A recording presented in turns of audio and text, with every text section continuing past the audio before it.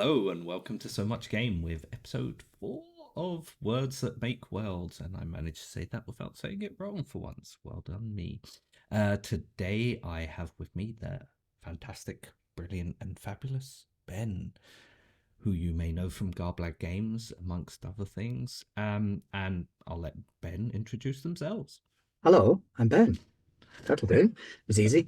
Yeah, you might know me from such fabulous and diverse locations as Garblag Games. And yeah, Garblag Games.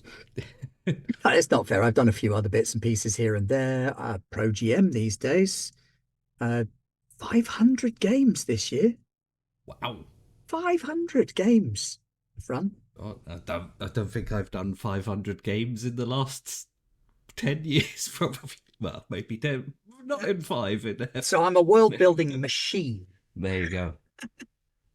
And that's what we've been building up to. Once Yeah, this is done, I'm just not going to bother anymore.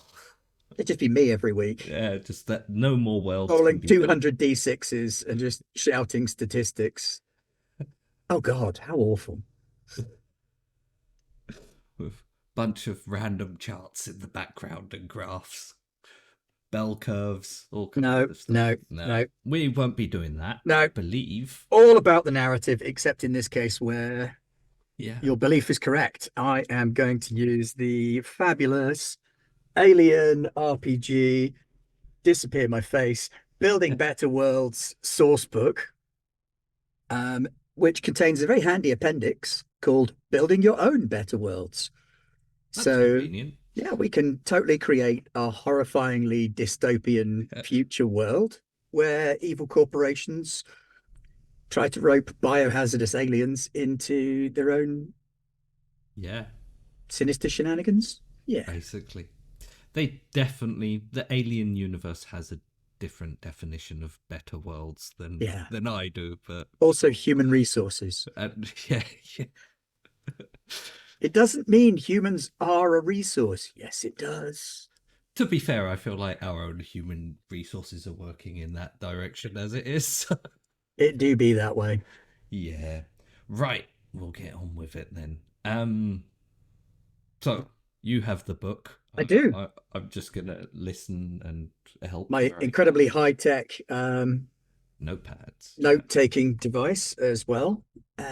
So, one thing I have noticed from this is that it does build off of the Traveller world building set, which we were saying just before we started recording Yeah. today.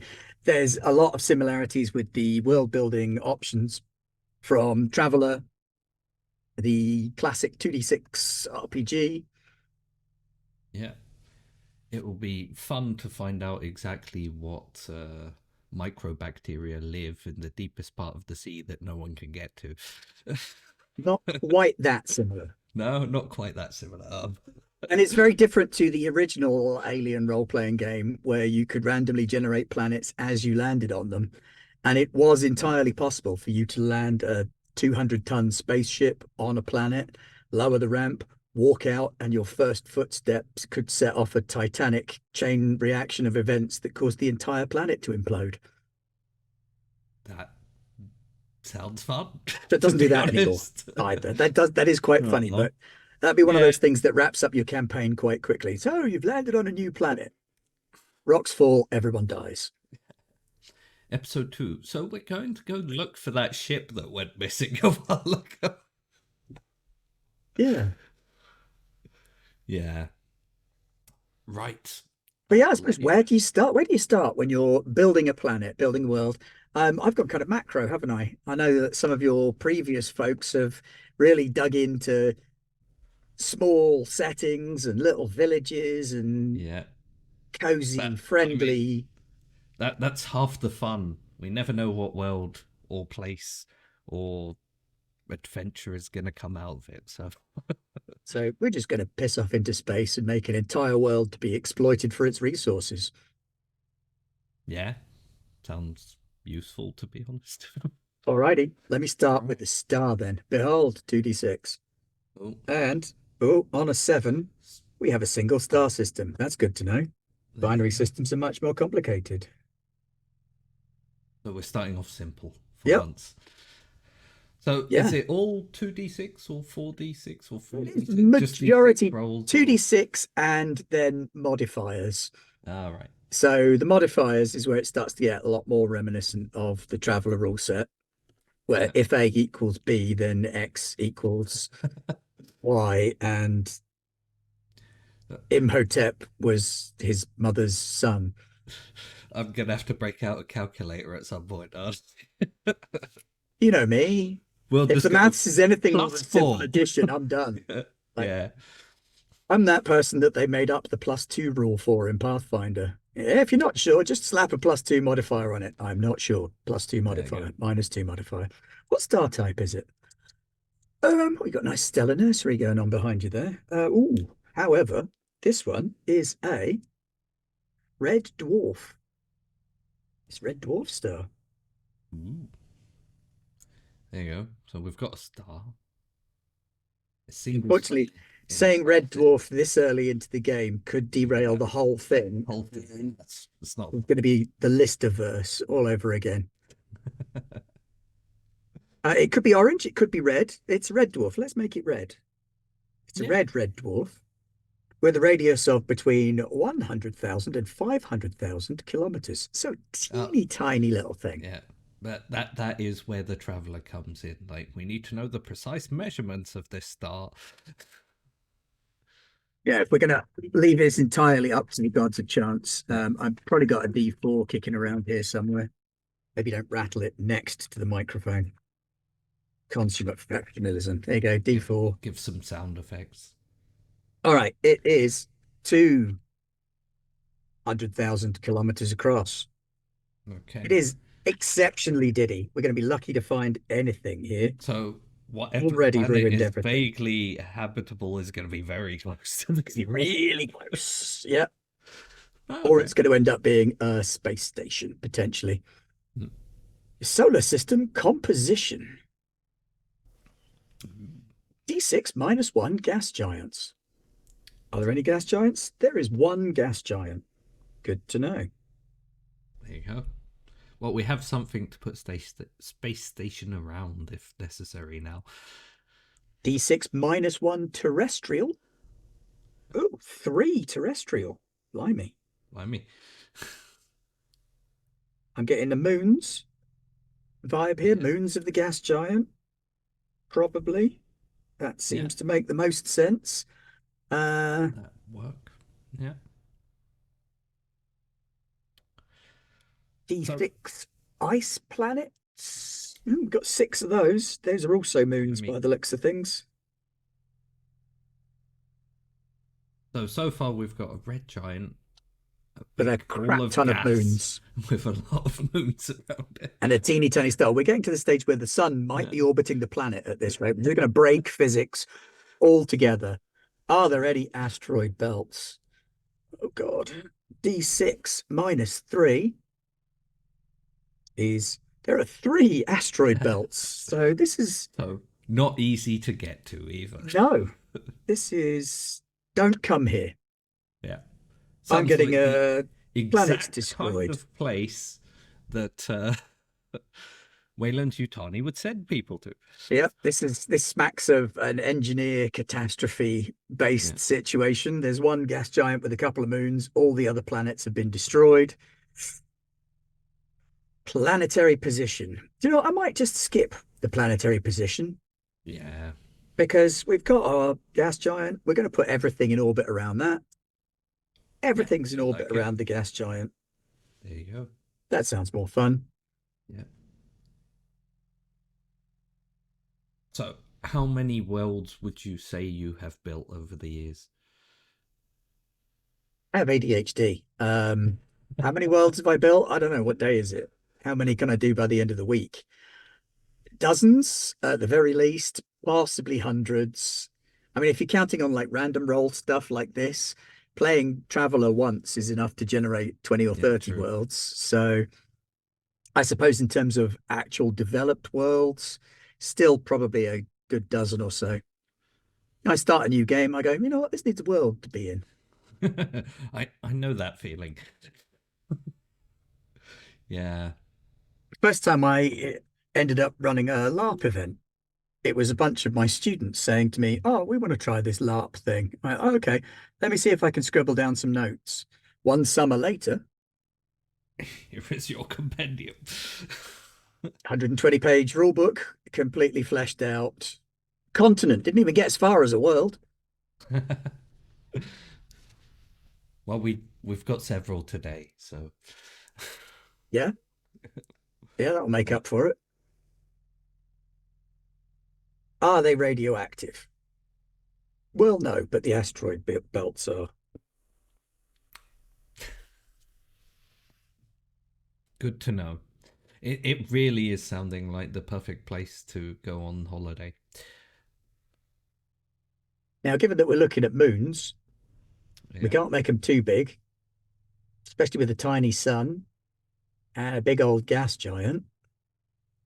Planet size is a good indicator of habitability. Smaller worlds have less chance of having atmospheres, so we're going to be a bit cautious with the world. So we've got three of these terrestrial style worlds. So that's the moons around the gas giant, and on a six, one of them's got 0.7 G. That's good. One of them's Yeah. got 0.5 G.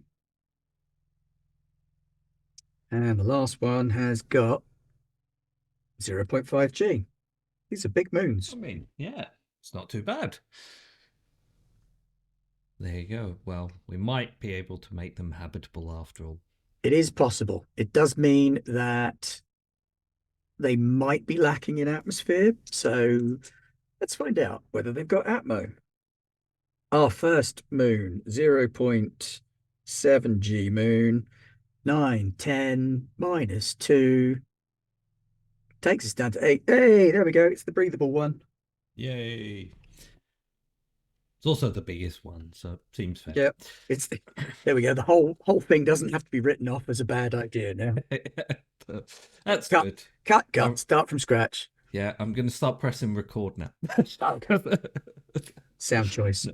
Second world. Oh, crikey. 10 -3. It's another breathable one. Blimey. You're going to end up with 3 breathable worlds at this rate. Come on, it's one world building. We're not three. Oh, If come on. they're small worlds, you could manage it. Hey, there we go. The last one's got a toxic atmosphere. It's also an atmosphere, It but is.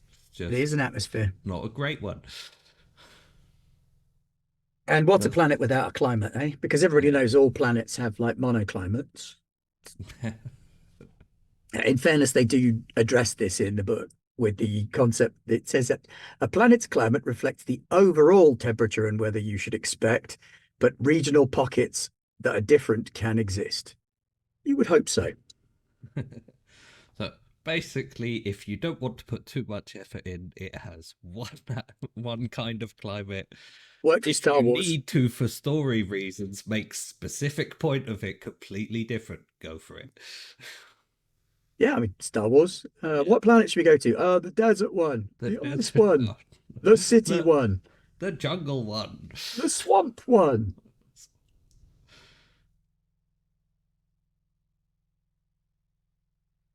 Do they have climates? Let's find out. 2d6. That's a terrible climate. So our second breathable one is frozen. That's Oh, cold. Don't want to go yeah, there. that's where we're gonna send everyone. Yep.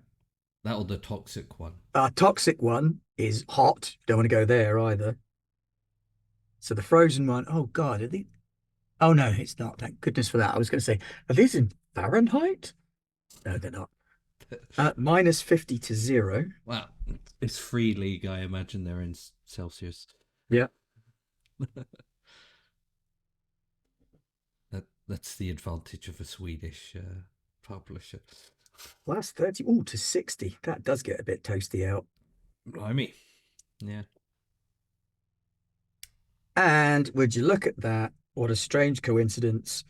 Our 0.7 breathable one has a temperate climate. And a temperate climate, in this case, is regarded as 0 to 30. Wow. So nice Yeah. for everybody in the world who lives in a place that ever gets any hotter than 30 degrees. I'm sorry, you don't live in a temperate planet. To be honest, I personally would melt if I had to go anywhere above like 28. Usually, that's my limit. Anything in the We 30s, I'm just, yeah. I used to live in the desert, mate. I've been out in Yeah. 40 degrees. No, it Ooh, doesn't. should I take a jumper with me? No. See, that's the thing.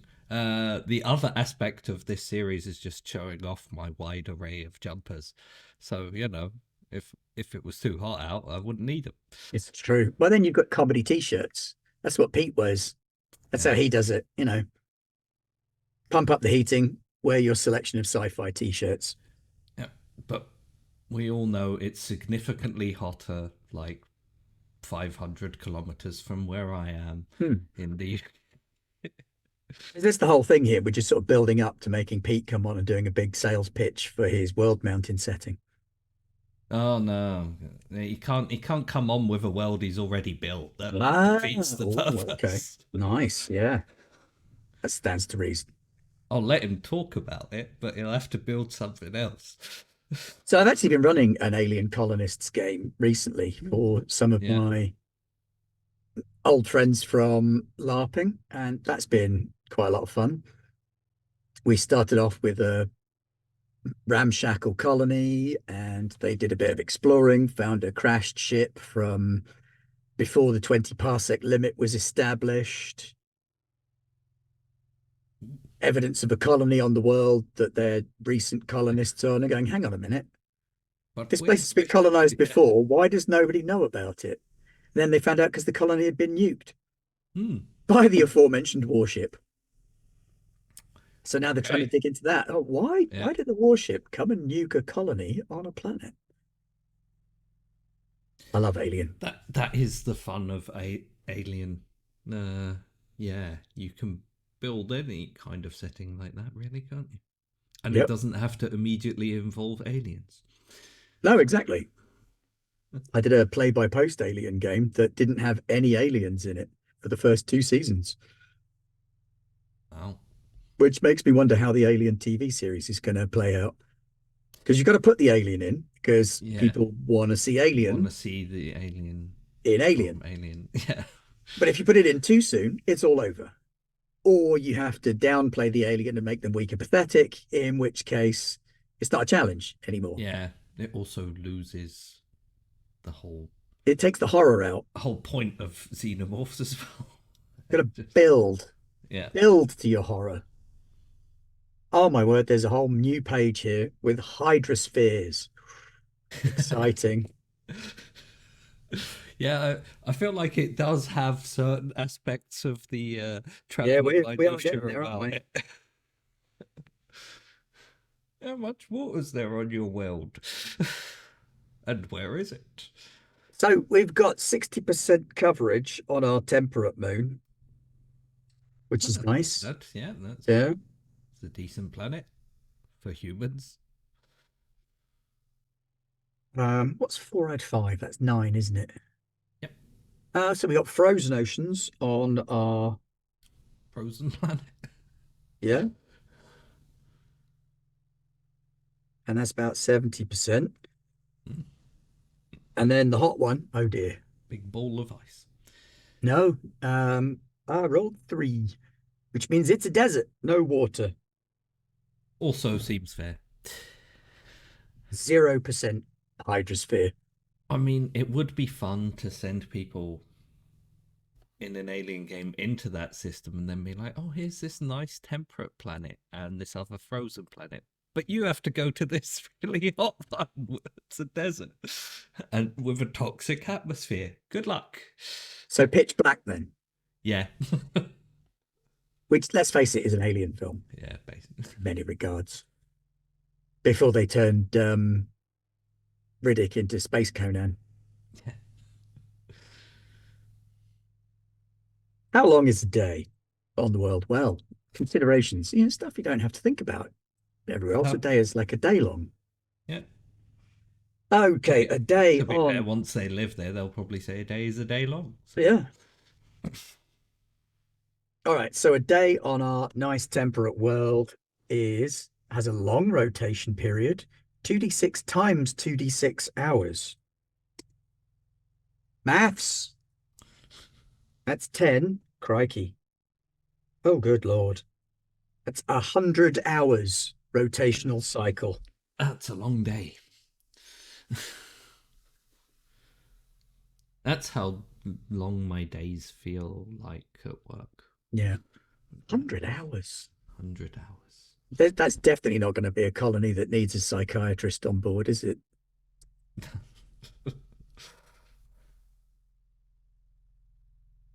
Short world, frozen ocean world. Yeah. 3d6 times 2. 10 times 2. That's only got a 20-hour day.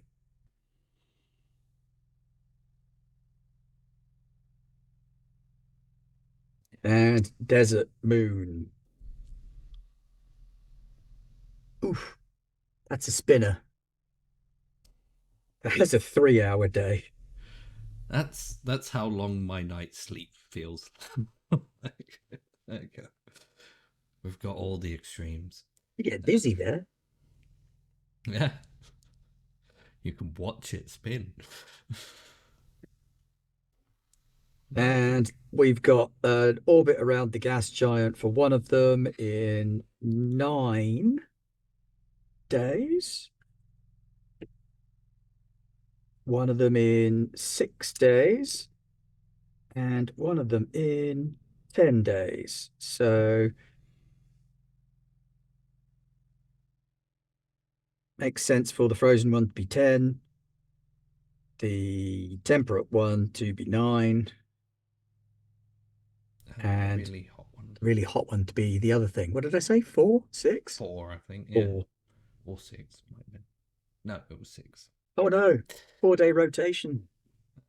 Time And cube. it spins pretty quick as well.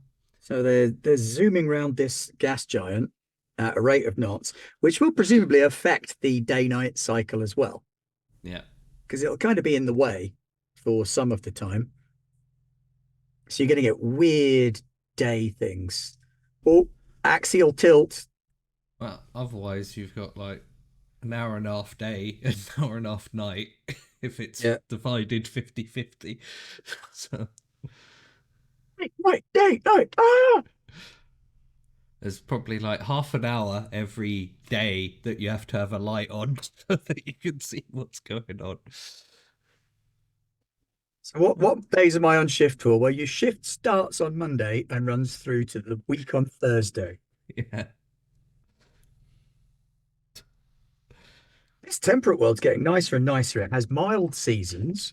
Oh, really need to destroy it now. The frozen one has no seasons. That, yeah. It's just cold.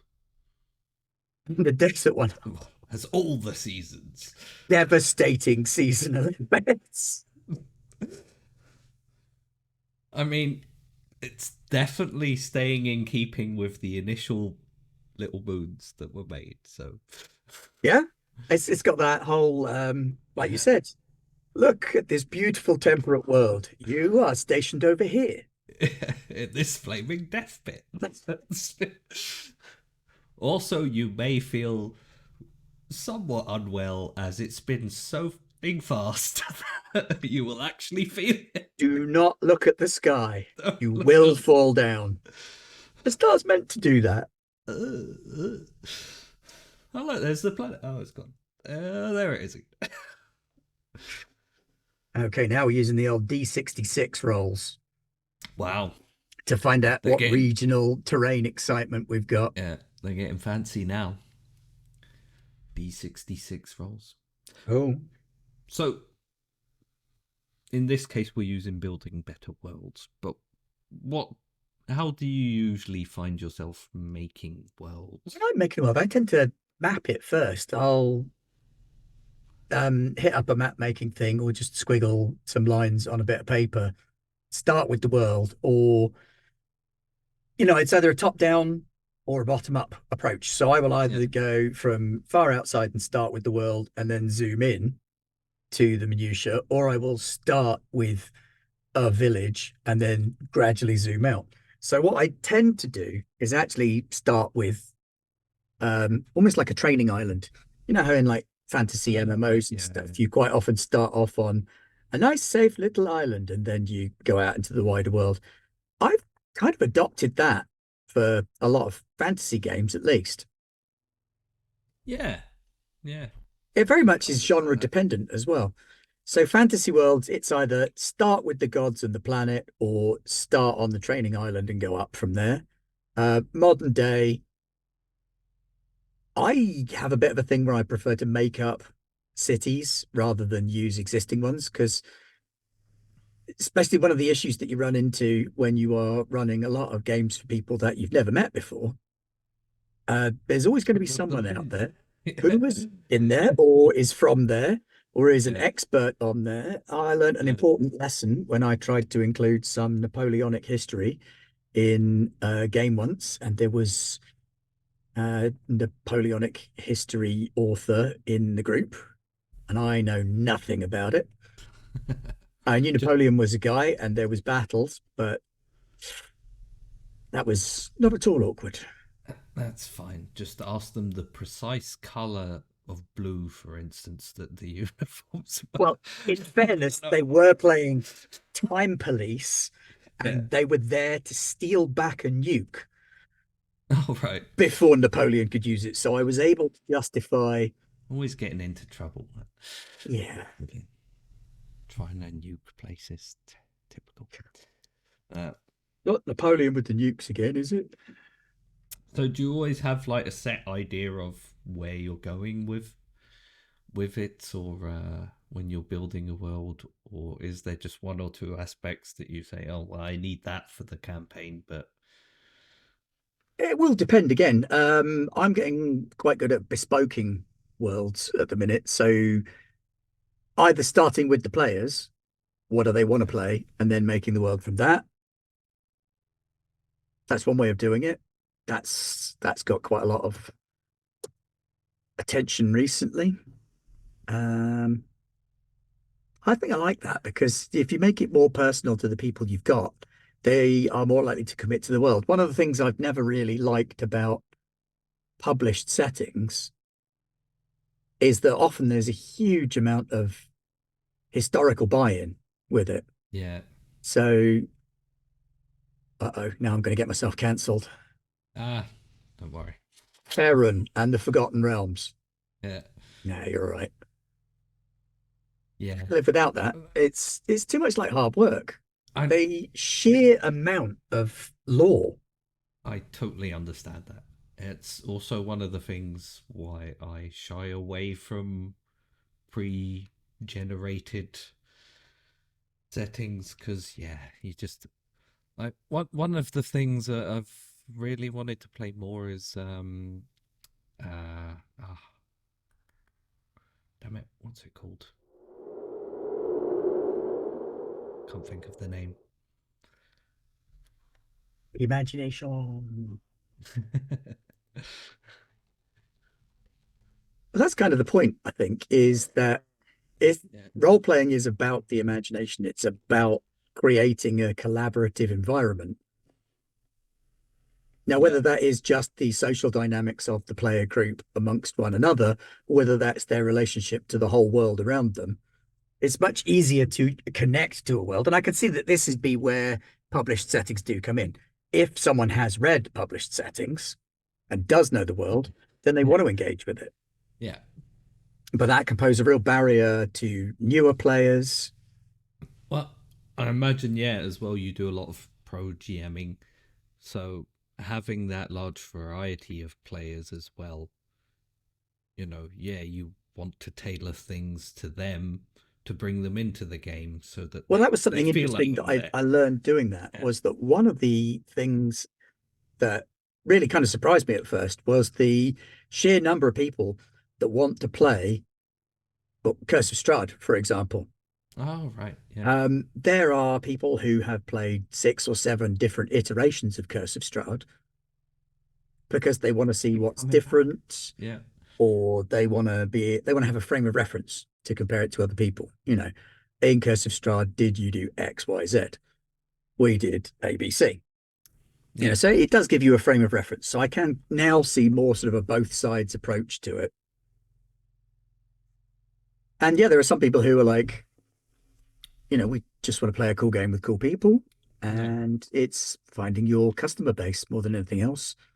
Sounds horribly mercenary when you put it like that, because inevitably, when you play games like this, you end up building relationships with the people you're playing with, growing out of it's not like a cold, impersonal thing.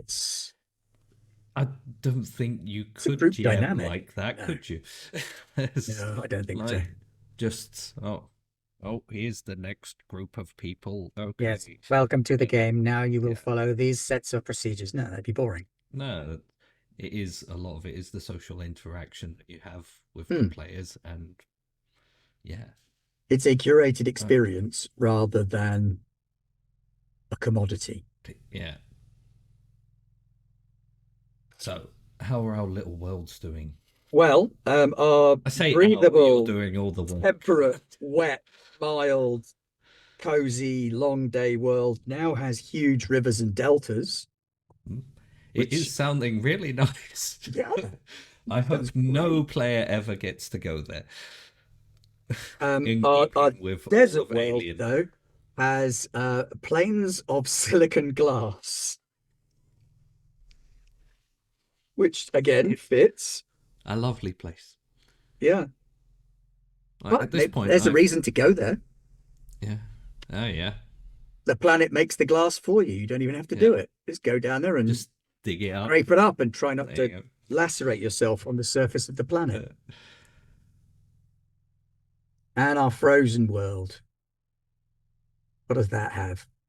Oh, that has got thermal springs and steam vents. That's nice. Slightly less inhospitable. It's horribly inhospitable, but it does mean we can still have life there, Yeah, which means as we can long as still mess you up with aliens when you get there. they stay around the 20-meter radius of the hot springs. Yeah. Now, where have hot springs gone? There they are. Thermal hot springs. Actually gives you a +2 to the resource potential of the planet. By me. So it could be resource rich. Yeah, might end up being the destination after all. It does look like it could be one to visit. There's a reason to go to all of them now, which is Yeah, good. So you probably build your colony on the nice one and then shuttle out to the others. But let's find out if it is worth it with the resource potential check. And this is a D66. 42. 42, answer to life, the universe, and everything, gives us an average resource potential for the nice one. mm-hmm.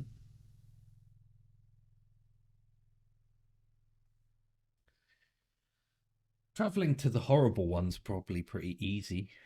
Like, all you have to do is fly in its path and wait for it to crash into you. Yeah, yeah. Um, 63, damn. Resource potential of the frozen world is rich, There we go. and the water is Nice. clean, albeit frozen. So, oh, frozen world, hot springs. I'm getting iridium mining in the depths of the ocean trenches and fun things like that. Ooh, yeah. Ah, They can here we go. put in a big underwater station. And our desert world, the hell pit, has a poor resource potential. Resources are rare and of low quality. Operations can be managed, but will be tough and expensive too, right? It's 60 degrees during the day, which is 3 hours long. It's 60 degrees every hour and a half. Oh, fantastic. There's also a thing in here for planetary personality. This is where you get full on free leaguey. But you know what? The planet has a personality. And some of these are just the most beautiful descriptive words. Cantankerous. Don't go there. It's a cantankerous world. Yeah, I think we've found our cantankerous world. No, no, unfortunately, No, it's a spiteful world. spiteful, but that that fits. Not only does the planet already start off as a hellscape, but it actively dislikes you. Our temperate world is welcoming. uh, Seems fair. Yeah. Base Hawaii.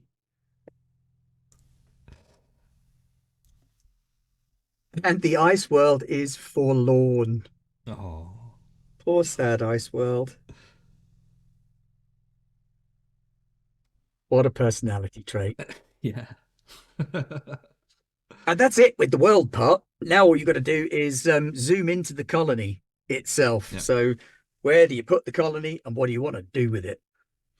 So, what are you thinking then? A colony on the temperate planet, and then they shuttle out and mine the frozen It world? does make more sense for the colony to be on the temperate planet and then heading out to the frozen oceans to drill for Yeah. iridium, other rare earth metals.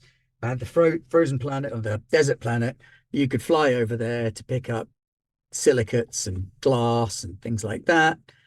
But a good chunk of your colonists are going to suffer outrageous injuries and horrifying trauma when they do. So, no doubt they will send people to do that. That's yeah, this is very much the kind of thing that certain corporations like Uh, Wayland-Yutani are all about. yeah. All right, so It's our also a nice colony then. fit because they're fairly close together.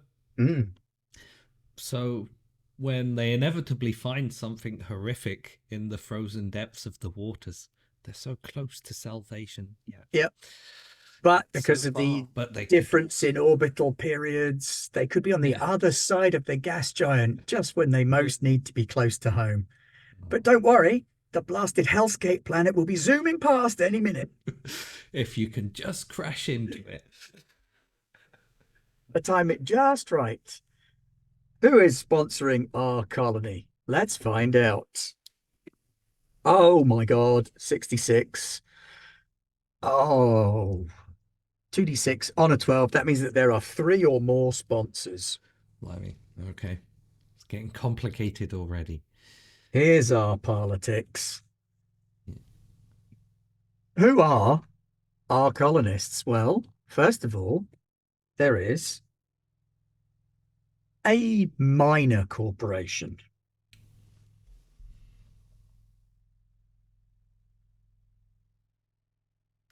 Is that We a can find minor corporation or a no minor, minor? not minor. Yeah.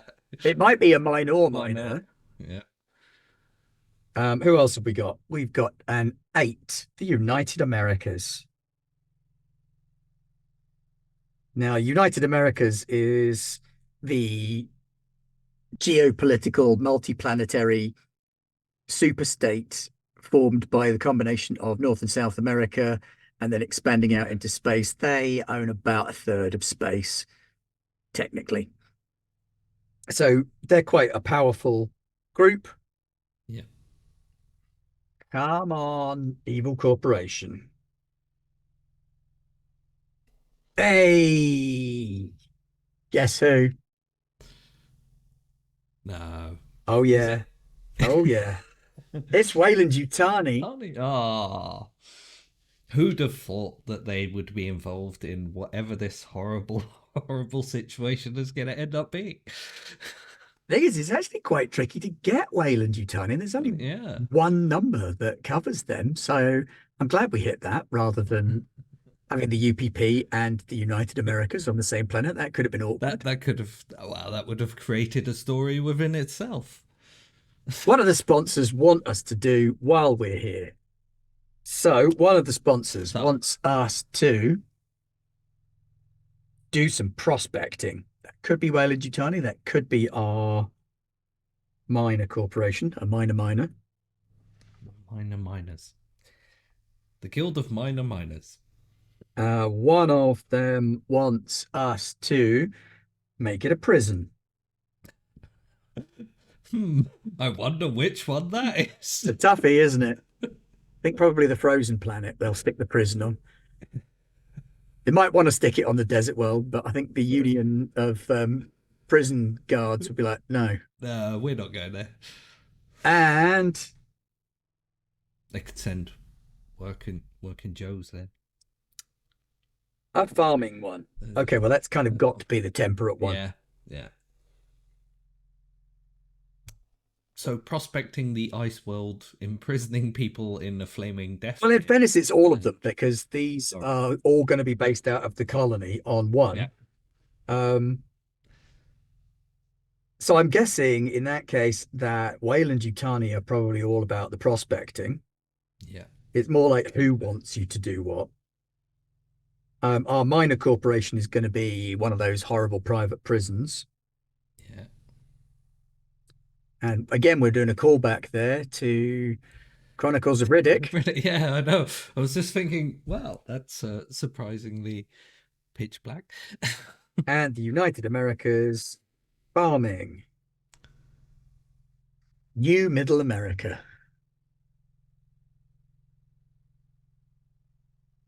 Is that your final name?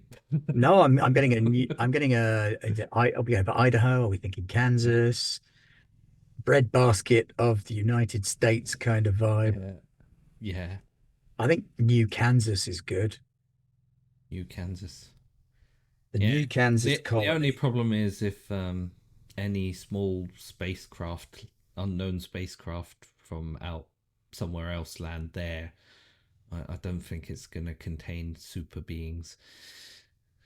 But it does mean that Well, when they okay. crash land on one of the other moons, they do get to say, I don't think we're in New Kansas anymore.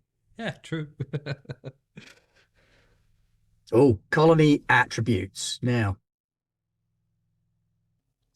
colony attributes and colony development are the next two stages of stuff. So, colony attributes, there are six attributes. So, you have the economy is one. Now we're going traveler. Woo, economy. Yay. Each of the six attributes has 17 sub attributes. Potential, productivity. I hate that word. Maintenance. I hate that word. This is where we had a lot of fun with the colony world that we built because in the end, maintenance was the lowest attribute on the colony. So literally everything is falling apart all of the No. time. Great. Science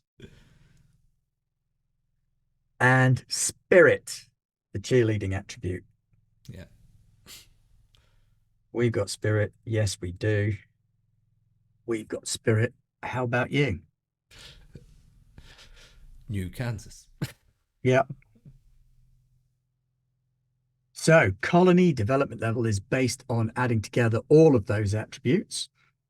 How do you work out those attributes? You could just make them up Okay. if you want to, or you can roll for them. Well, which Attributes would you like are to do? really kind of vague, in fairness, because yeah, there's no sort of upper limit on them. All right. You know, you could have an attribute of one, you can have an attribute of 100. Like, is it percentile? No, Yeah. it's completely arbitrary. Okay. Um, It's whatever feels like it's a lot to you. hmm, I feel like there must be a randomizy thing. I suppose you could look at some of the ones they've made They and kind of see give what. you an attribute total to work out what development Uh, level your colony is at. And it ranges from 6 to 86. So if it's okay, that 86, is. you don't really count as a colony anymore. You're a freestanding planet in your own right and self-governing. So I think it's probably best to reverse engineer it by going for a development level. So if we start with one of the lower development levels, the inceptor colonies, which are a bunch of wildcatters and families dumped down on a planet, it's what we like to Yeah. call a shake and bake colony. And then the anchoring Getting the colony, which is references the there. one where you get more people out there and you start building it up. So insector colonies tend to be very small. Everybody knows everybody, all Yeah, cross-trained, hardy folks. An anchoring colony is a bit bigger, kind of couple of hundred people. that might suit the temperate world I think, if yeah, an anchoring colony they've is got the to be way to big go. enough that they can send miners out. If there's like 20 people there, they're going to be a bit busy farming and ensuring that they keep staying alive. So that gives us a total of 31 to 40 attribute Okay. points to split between the six. So if we split them evenly between the six, it'd be about six, Yeah. which give us 36, which is a middle anchoring colony. But we don't want to keep everybody at six because that would be rubbish. It also means that we get one policy and two installations.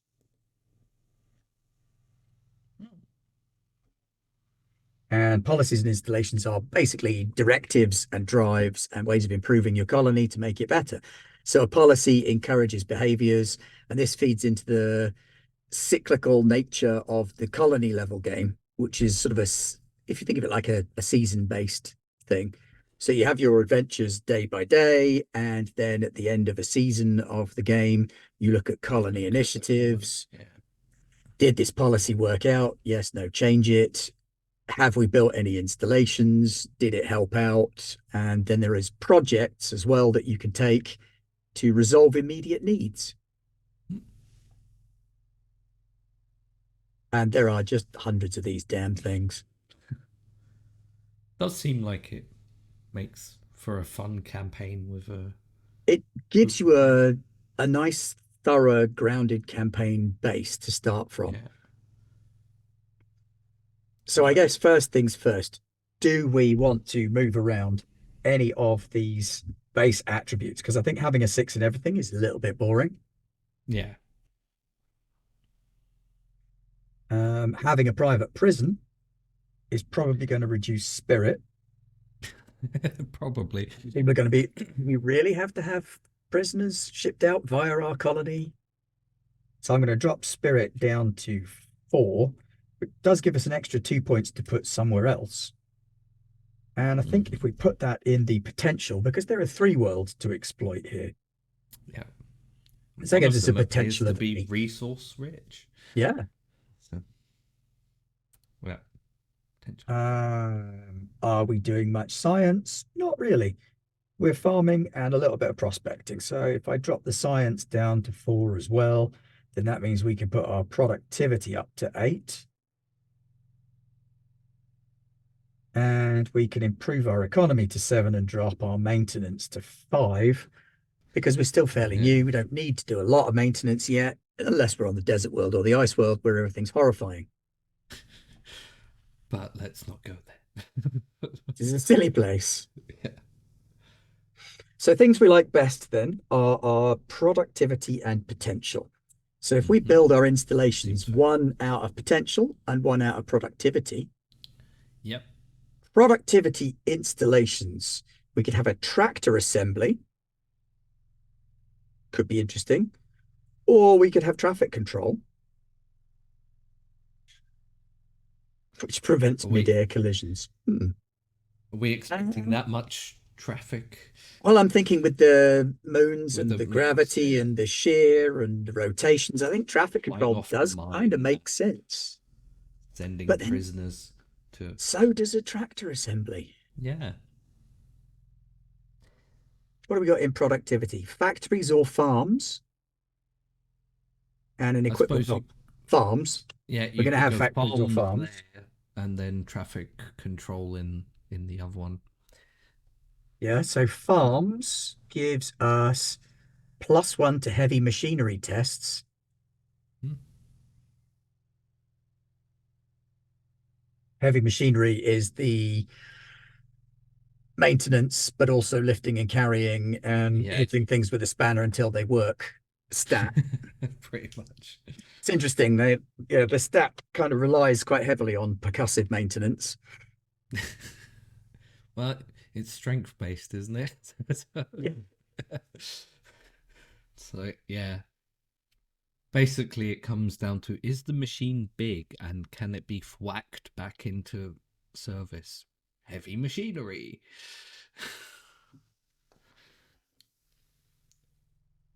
But that's the United Americas. Wayland-Yutani are here for the prospecting. Hmm. But then I suppose Wayland-Yutani could be the ones that have the policy active. And it does make sense to have our traffic control for the private prison because they want to control who gets in and out. Yep. So that works. Yeah. I imagine if they're sending miners to the frozen planet as well, they'll Yeah. need to have some control over that. And then, yeah, the prisoners being shipped in and then shipped through to the horrible desert death world. Oh God. Wayland-Yutani then. Are we giving them an economy policy? Because there is some dystopian shit right here. Oh, Low that, tax yeah, rate, that sounds better. free enterprise. Somehow I don't see Wayland-Yutani being big fans of collectivism. No, they like to collect That's not things. what that means. I know. There is a potential one called Finders Keepers. Get out and find stuff, and you can sell it to us when you And you do. can keep it. Yeah, there's big bonuses. Go out and find it, and then we'll pay you a bounty for finding it. Yeah, that feels Wayland Utah. Feels quite Wayland-Yutani as well. If you live, we'll have to pay you. Maybe. Or throw you in the prison. There's a science one that's also a little bit Wayland-Yutani-ish called Mm. Anything Goes. Ethics, what about them? Scientific discovery is everything, and we're not going to let ethics get in the way now. I don't think that's right for this world No. necessarily. I think we're looking probably at free enterprise, capitalism dystopia, or big bonuses. It was Wayland Yutani who was funding the prospecting, right? Yeah, So maybe big big bonuses. bonuses. Now, big bonuses means that our potential doesn't change. Our economy goes down by 1 to 6 because they're having to pay people to do stuff, but our Yeah. productivity goes up to 9. Wow. And our spirit goes back up to 5 because these idiots believe in the lottery. Yeah. They think they'll actually get paid rather than sent to the prison. So science is taking a right pounding on this Yeah. world, but it's secondary to farming and prospecting, To finding shit and making just while bank. people are just farming away, going, I'm never going anywhere else. Unless they dig a hole in the ground and find something horrific there. That's also possible. Mm-hmm. Then it starts to get into how you can use the colony in place. So you bulk out the Yeah. colony command team, and there are primary attribute modifiers. So we've got prison, which gives us -1 to the economy, taking that to 5. Um, Hey. -1 to maintenance, taking that to 4. And -2 to spirit, taking that to 3. That Ouch. that feels fair though. But we've got It's two. prospecting, which is Yeah. +1 to the economy, Yay. +2 to the potential, -1 to the maintenance. Oh dear. Oh dear. And +1 to spirit. Yeah. And last but not least, the farming, +1 to the economy, -1 to the maintenance. Ouch. And +1 to the spirit.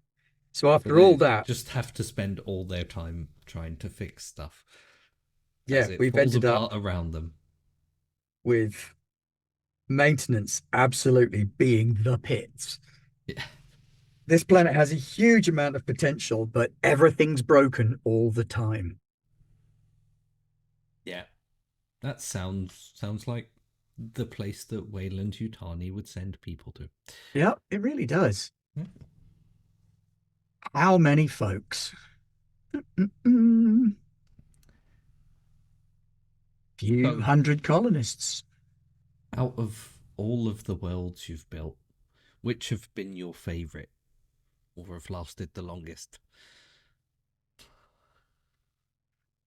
Hmm.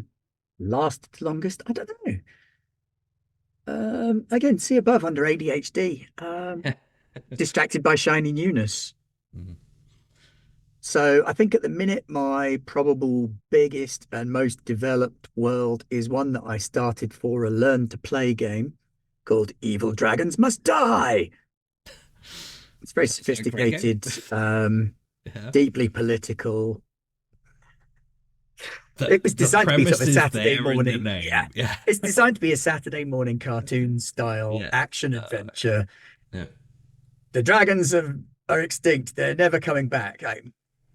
The dragons are coming back They and came you've got back. to fight them. Yeah. Yeah. And that started out with the whole island thing. Oh, you've got a couple of little islands.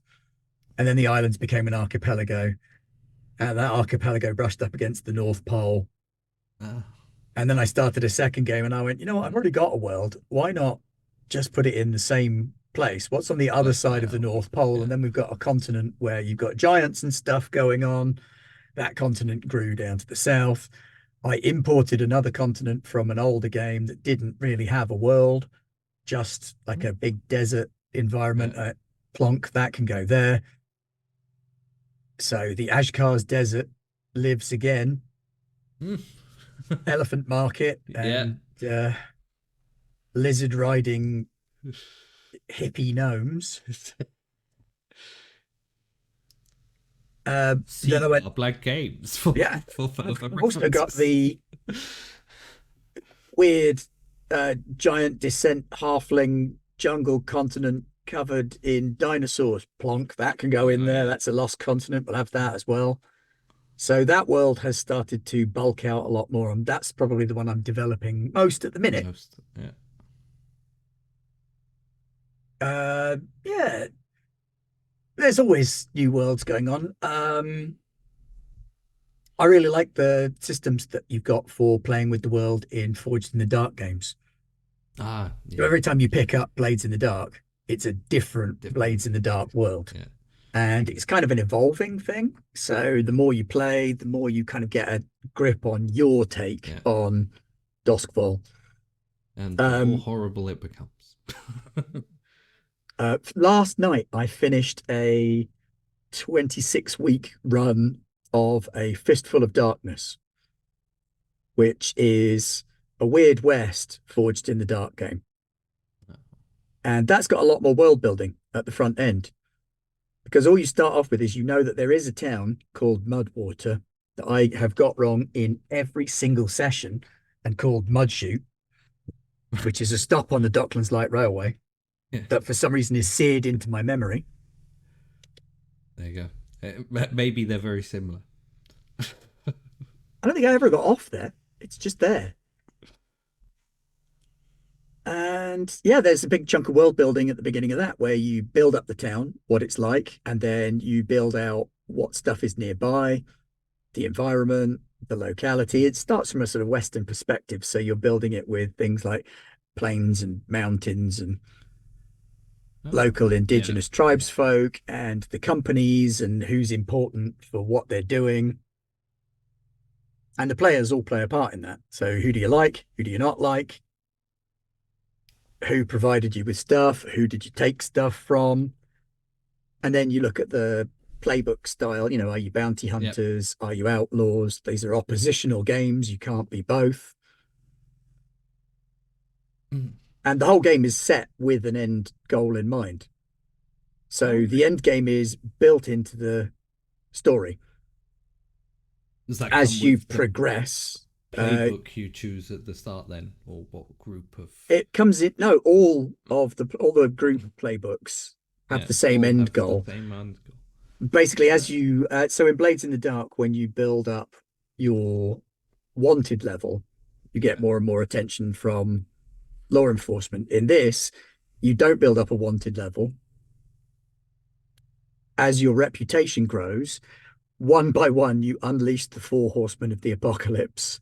Oh, okay. So a dramatic end. So once you've unleashed the fourth rider Yeah. and you fill up your reputation track again, it is the end of the world. And you choose whether you're fighting for heaven or hell.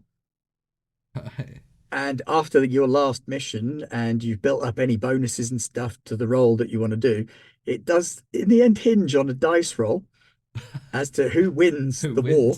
wins? But you can obviously skew it in favor of one side or the other Yeah. based on what achievements you Yeah. take. So how you Yeah. build out the Okay. map of your posse's life choices. Yeah. Huh. It's an interesting take. Like, yeah.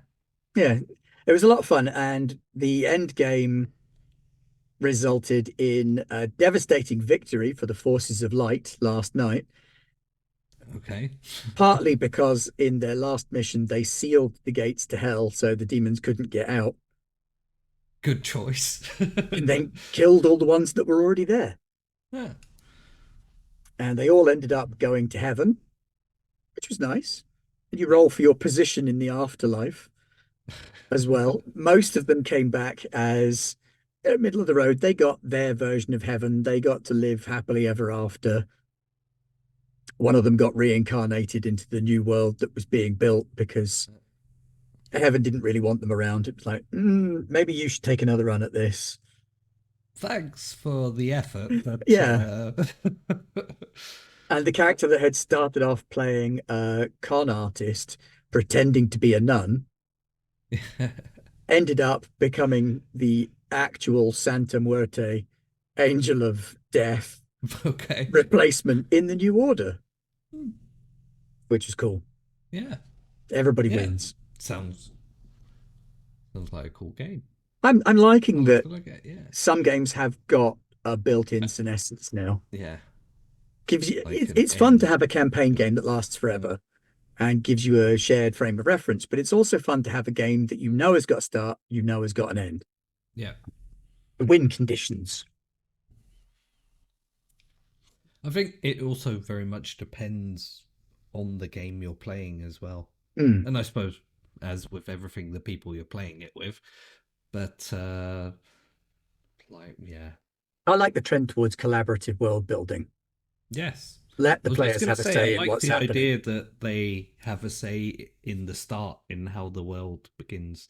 And then obviously their actions as like typical Blades in the Dark as well. What everything you do has It some has an kind of impact. Yeah. consequence. And yeah. And ends up coming back to screw you over mostly. Everything is awful. Everyone hates us. We're all going to die. Holy cow, Yeah. we didn't die. Yay.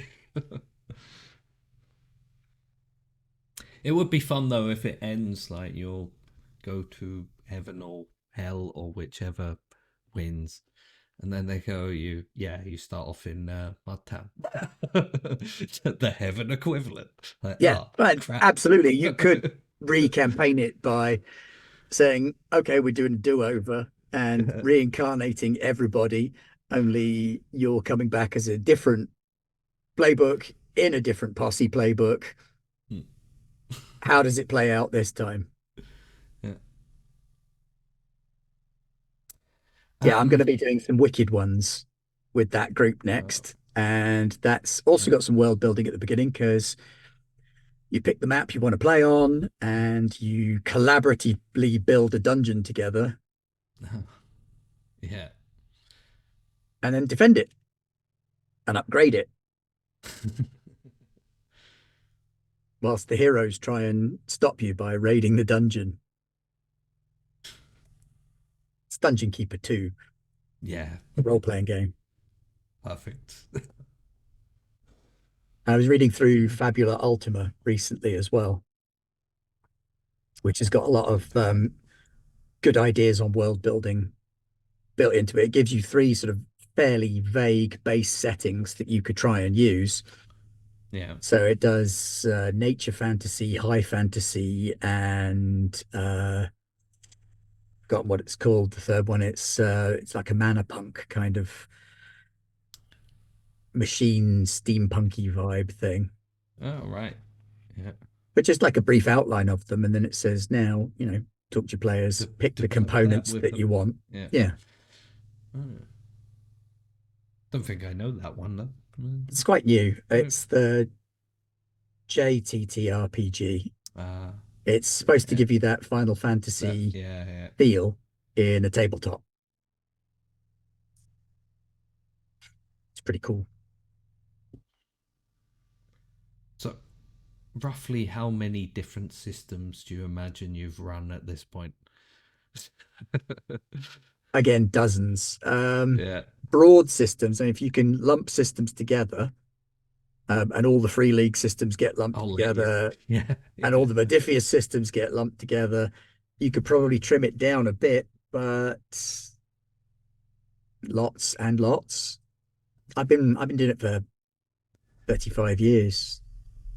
So Yeah. even just starting with the AD&D stuff way back when, and then branching out into the World of Darkness stuff in the 90s with Vampire and Mage and Mm. Werewolf, but still lumping those together, one system. Yeah. The 2D20 system from Modifius. I've run stuff in lots. Yeah, lots and lots. Lots many. And do you have a standout favorite?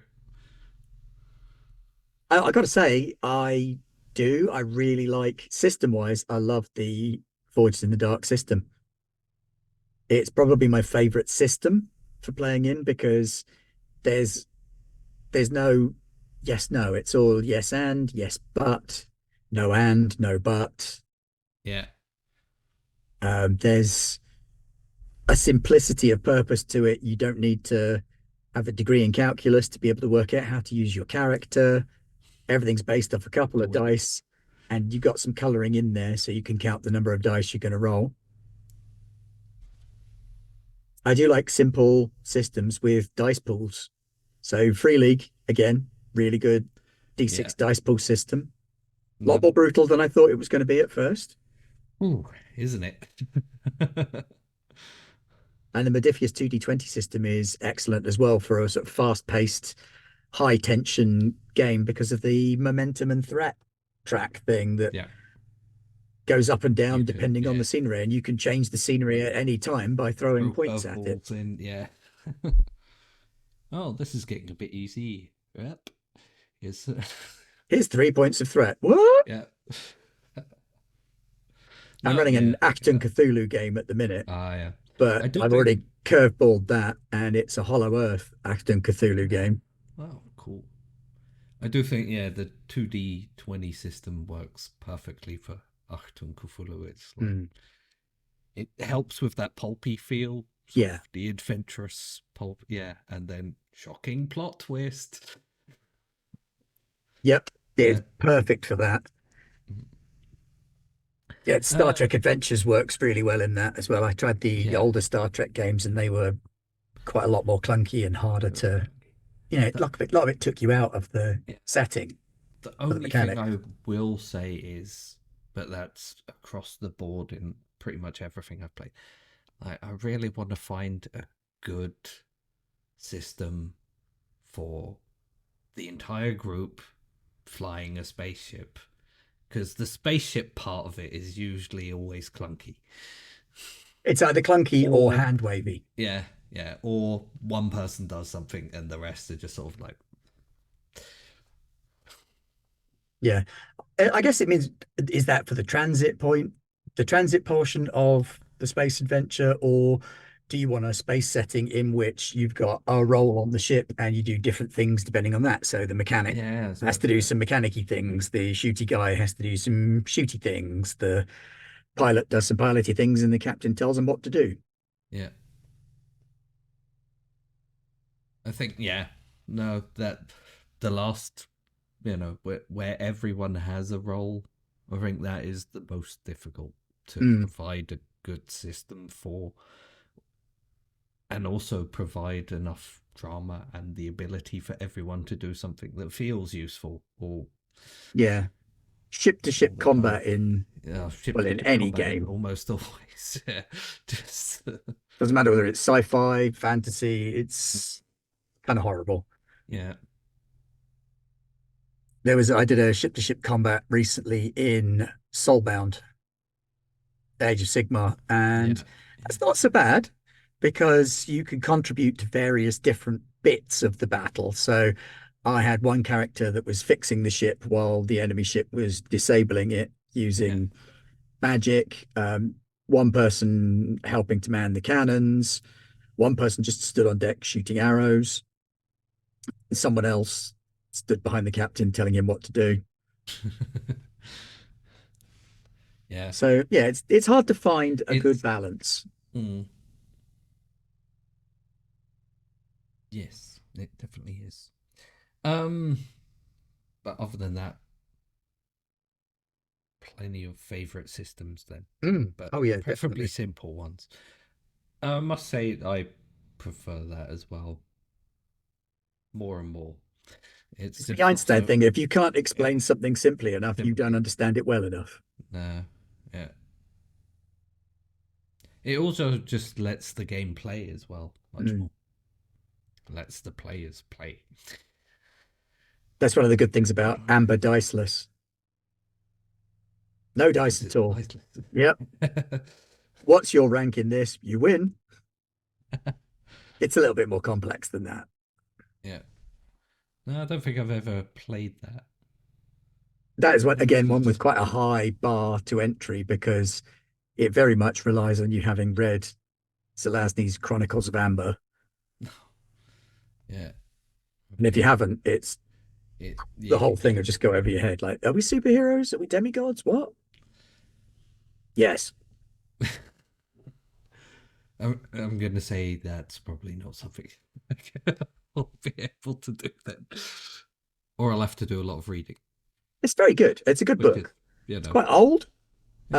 a little bit dated in places, but a good read and lots of fun. And then the ability to play more real people than other people and being superhumans who get their way in everything except when they're up against their own family is fun because it's more about interpersonal politics and family drama than Mm. it is about space wizards and Uh, big fights. But family interpersonal drama means a lot when your family can erase all of reality when with their blood. there are space wizards and big fights. Yeah, if Yeah, you accidentally get your blood in the wrong place, you might undo reality, that does which is sound. bad Yeah, probably. and unpopular. Yeah. Lots of people live there. The advantage is it's not unpopular for long because once they've been erased, they It's probably true. don't care. Yeah, that is true. So, what's left for us to do with our colony? If we were still building out the colony, we would be getting into looking at who's who, like the big cheeses, how many Yeah, people there are. I'm thinking probably about 500 people in the colony, all told. yeah, Not all of them sounds right. necessarily based on world. You have a colony command team of 1, 2, 3, 4, 5, 6, 7. And they sort of run everything. Your players, then it's recommended that they probably don't play the command team, but play like one rung below. People underneath them. So senior members of the colony, but not the ones who have to do all the paperwork. Yeah, The away team, if you like. yeah, yeah. You're the ones to do things. Go and do things. So you wouldn't be the corporate director, but you might be the corporate director's go-to agent Mo- if you're Most playing a corporate agent. expendable agent. Yeah. If you're working for the colonial supervisor, you'll probably be playing one of the officer class. The civil marshal won't be the Won't be. Yeah. sheriff, but it'll be No. sheriff's Just deputy deputy. and playing a marshal. Yeah. Prospector general, probably a roughneck, possibly a wildcatter, which is a new career added in this book. They add entertainer and wildcatter in as careers now. Union steward, much more likely to be a roughneck. Chief engineer, again, could be a Yeah. roughneck, could be built as a scientist. And a science advisor, going to be a Probably scientist. But you scientist. could Yeah. also throw in, so in our colony where we've got a private prison, you're going to need to have a warden Yeah. as well. So that's going to add a person to the command team. The prospector general is going to be a Wayland Yutani stooge, but we're also going to need someone to be in charge of the farmers. Now, does that then come under the union steward, or is the union steward someone who's building a collective guild between the farmers and the prospectors, a farming and prospecting guild to stand against the corporation who are saying, give us all your money, There you which go. leads into That's some where the nice politics conflict. begins. Yeah. Absolutely. It almost feels like you've done this before, Ben. I know, right? Yeah. And then once you've got the colony up and running and it's in play, you can also curveball them with colony incidents.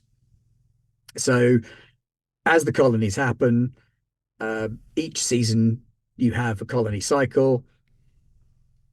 In the cycle, you can have phase one, incidents. So what's happened? Random roll or pick from the list if you've got an idea what you want to happen. So for instance, if I were to randomly roll, oh dear, 61, inconceivably, one of the satellites has been lost, burning up in the atmosphere. Fingers are pointed at the prospector general.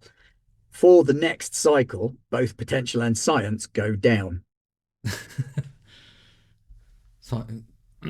Science doesn't need to drop that much more, I don't think. Had that been the other way round, Yeah. then perhaps a new power saving initiative has seen reserves flourish and the colony's systems are working as well as anyone can remember. Maintenance goes up by 2 and productivity goes up. Wow. So it's a That's D66. perfect. Low Yeah. rolls, things are great. High roll, Oh, things are terrible. yeah, yeah. So the alien system, basically. Yeah. But then in that, 66, your head gets bitten off. there's no random chance of aliens Yeah. appearing in Yeah. this. You can weave it into the tale as you like. You could use this to run a completely alien-free Free game of colony space kind of. colonism. Yeah. Um, in phase two, the command team does its job. So uh, each member of the command team has a role to play. If they do their job, things improve. If they don't do their job, things get worse. so things get worse. Yeah. The only one They that's different don't. is the colony supervisor. If the colony supervisor does well, everyone does well. If the colony supervisor does badly, everyone does Everyone does. worse. Then in phase three, you look at growth and decline. If development levels reach enough of a point to tip you up into the next number, and actually thinking about it, what happened to our numbers in the end? It's 7 plus 11 is 18 plus 8 is 26, 32, 37. We actually ended up with 37 points, which is only one off where we started. Yeah. But after, if we managed to pick up during the command team doing its job and the colony phase one cycle, we picked up 4 points of potential and development in that. Our colony would go up a scale. So instead of being, what were we at? We started as an anchoring colony. It would become an expanding colony, which would give it an extra policy. I feel like Jeff Goldblum suddenly. Everyone's got out the car. They've gone to look at dinosaurs. It's just me. But like Jeff Goldblum, I live to the end. And I'm not going to do the sexy laying back thing that Jeff Goldblum does, though. Maybe later.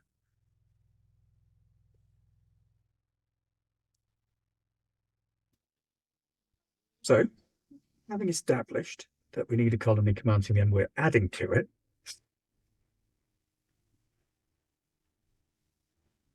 what have we got? We've got colonial supervisor.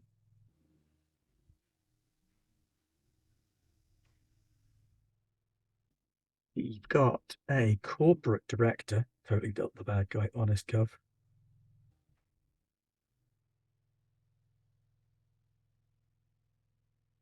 Uh, a civil marshal.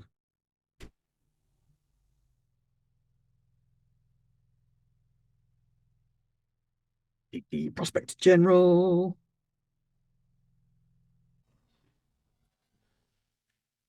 Which is different to a witchfinder general. Union steward.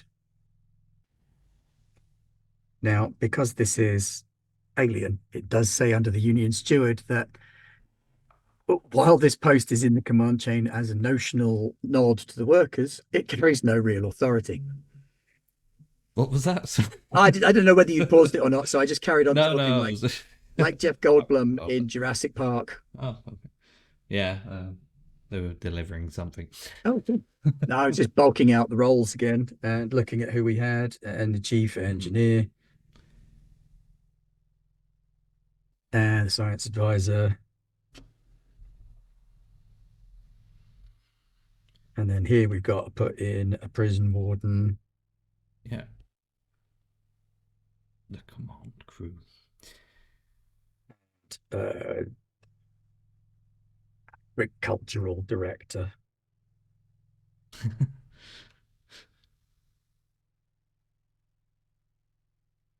I think there's a lot of culture on the.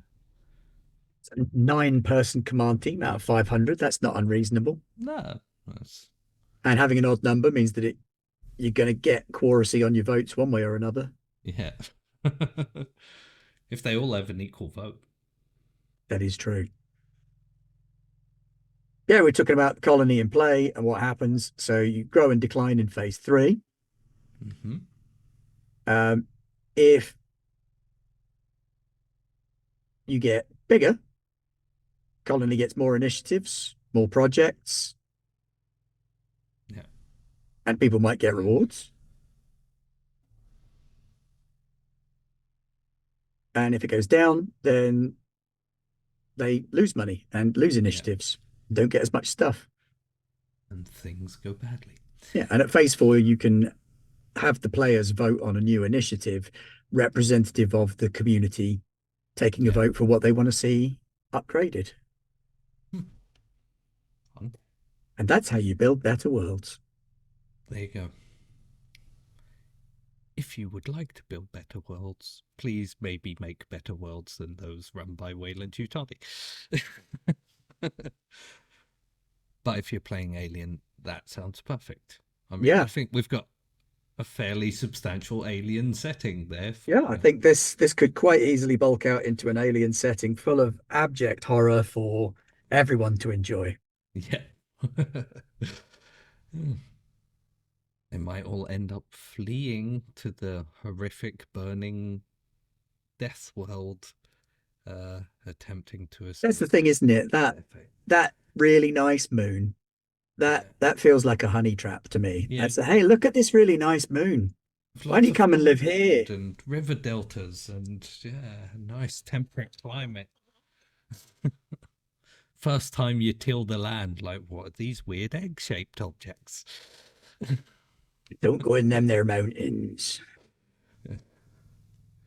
Yeah, no, that sounds yeah, pretty good job. Um,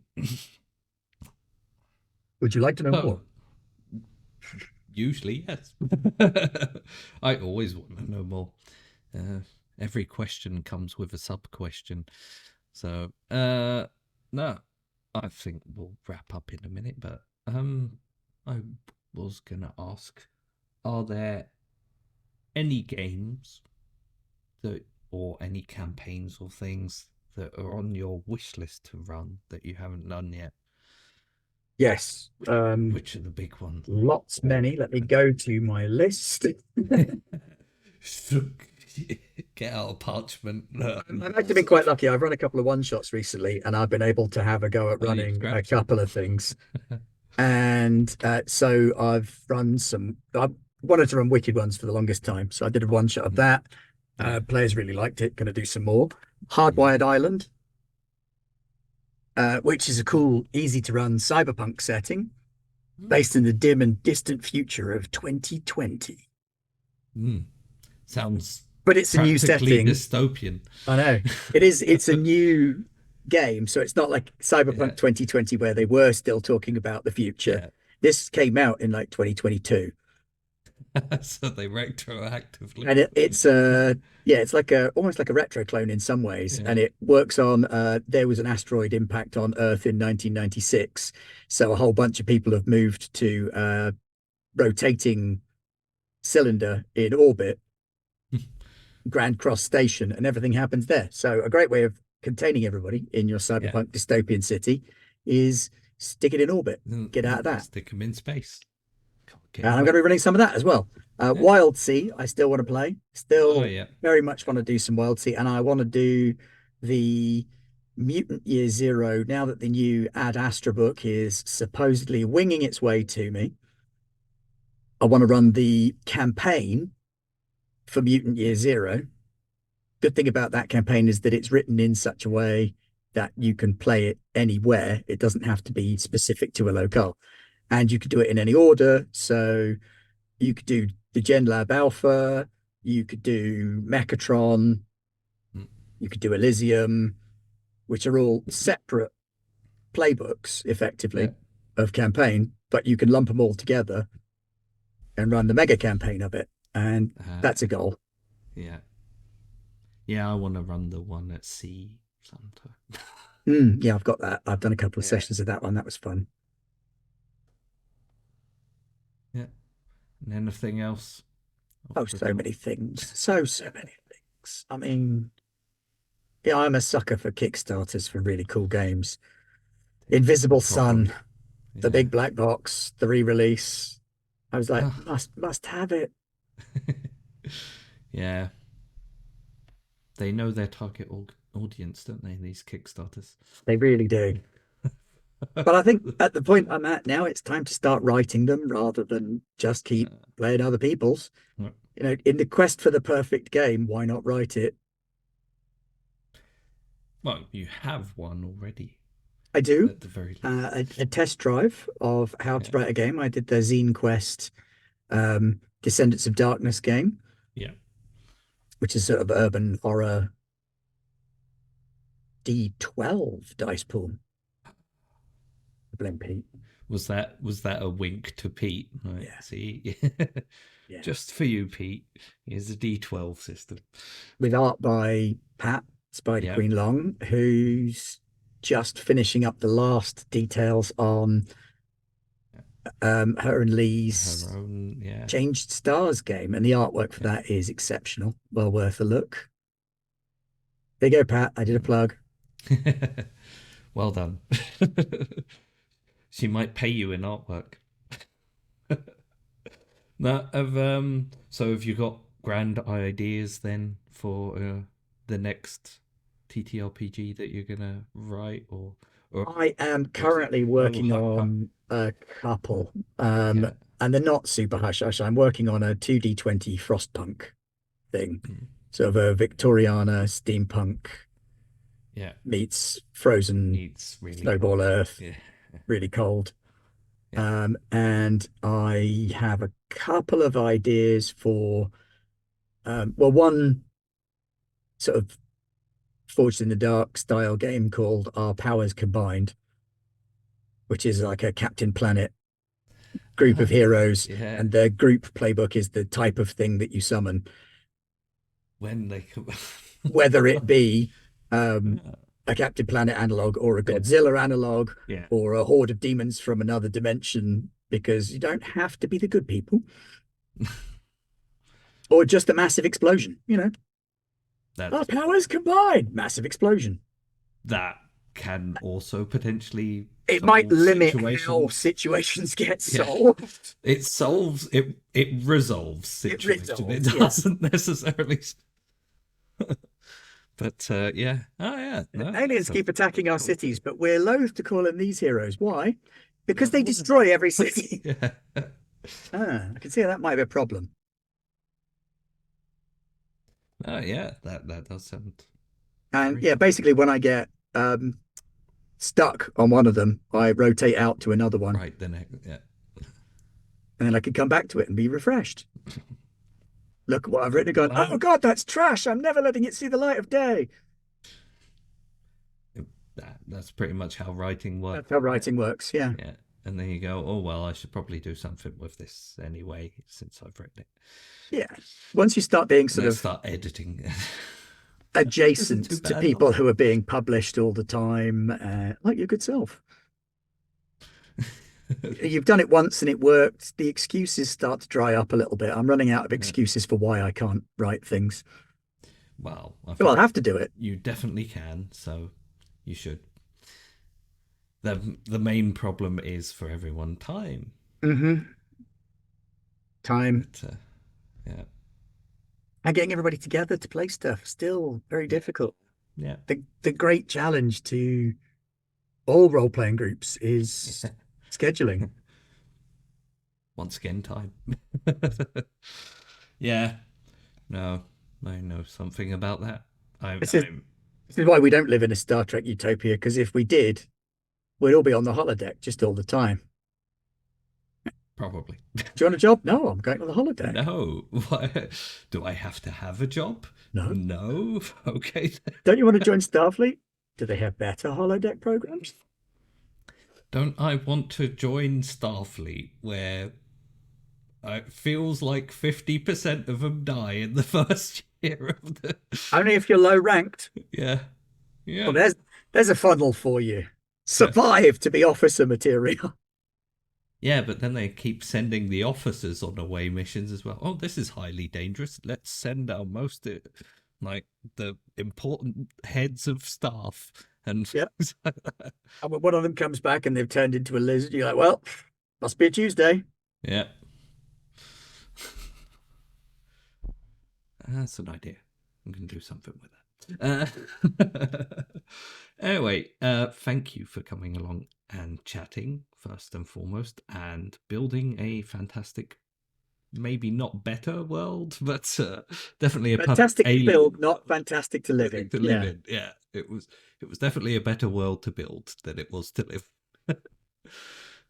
A pleasure and a privilege, as always. Thank you Yeah. very much for having me. Yes. So yeah, if there's anything you want to plug further, now is the time to do so. I'll also put links to stuff down below. Excellent. Well, I've got nothing super to plug right now. I suppose that if you're in the market for some D&D fantasy princesses, you could go on DM's Guild and pick up what's it called? I've just forgotten the name of the thing that I wrote a chapter of, Clearly, which is always not helpful. too much. Yeah, I mean, I did write an adventure chapter for Dungeons and Dragons in a game called Dark Reflections. That's the one. So if you go on DM's Guild and look for Dark Reflections, um, I wrote the section that definitely isn't Merida from Brave for copyright reasons. And if you are a Mutants at Masterminds aficionado, Invasion Earth is available on DTRPG, and I wrote that, so I get a cut of every sale. So if hundreds and hundreds of people buy it, I can afford to buy a pint of beer. Maybe. Or an ice cream. Yeah. Ooh, steady. Ooh. Yeah. And obviously we talked briefly about Descendants of Darkness. And there's always Summer Camp is Hell as well, Yeah. which is a story about playing a bunch of kids that go to summer camp only for their camp to end up in hell. I mean, the clue is in the title. Yeah, It's yeah, right yeah. there. Precisely. Is it? I mean, you get you're getting what you You've got paid two for. choices with titles for me. You either have sort of a Star Trek original series, Whence Right. Wherefore Didst Thou Venture That, Forth, O yeah, Mine Brother, which is a yeah, story about the romantic lives of snakes, or you get Punch the Big Bad Monster in the Face, which is a game about punching a big bad monster in the face. yeah. Those are the two perfect forms of titles, though. So yeah, and a title does a lot as well. Yeah, I made one that for some reason I mispronounce half the time. So excellent. Could be worse. You could have gone through 26 weeks of getting the name of your town wrong yeah. in a Western. Mm. Who would do such a thing? Ah, Damn you, mud shoot, Mud Town, mud water. Sludge Town. I'm just And going to now we're in confuse you Firefly. for further so that, yeah, you can never remember it. Or you just start thinking of Elephant and Castle or something. Oh, God. I know it. I know it's a tube stop. Yeah. No, it's Right. DLR. Don't count. Yeah. I'm afraid I am going to have to go because I am clearly being Being being summoned. told I Yeah. have to go. Yeah. And I must go Okay. and prepare food for my family. So this is Yeah. perfect timing. I'll Okay. have my people call your people and vice Thank you. versa. Yep. Thank you everyone for watching. Thank you, Ben, for coming on. And if you want to see more of their stuff, look at the links down below. Good night, everyone. Stay safe. Stay gaming. Bye.